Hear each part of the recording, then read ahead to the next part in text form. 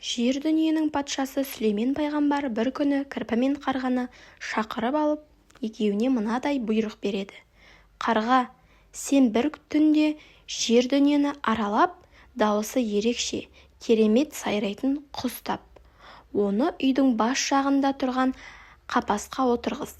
Таң атқанда бұл құс мені сайраған даусымен оятатын болсын. Ал кірпі, сен дүние жүзін тінтіп, маған бір жұмсақ нәрсе тап. Бұл нәрсені әкеліп, дәл менің жастығымның үстіне, бетіме жақын қой. Құстың сайраған даусына оянып, қапасқа қарай бұрылғанда бетім сол жұмсақ нәрсеге тиетін болсын. Қарға дамыл таппай көп жерлерді аралап, құстардың сайрағанын тыңдайды. Бірақ оған ешбір құстың сайрағаны ұнамайды. Қарғаның ойынша, бұлбұл, сандуғаш сияқты басқа да құстар жағымсыз сайрайтындай көрінеді. Даусы жақсы құсты таба алмаған байғұс қарға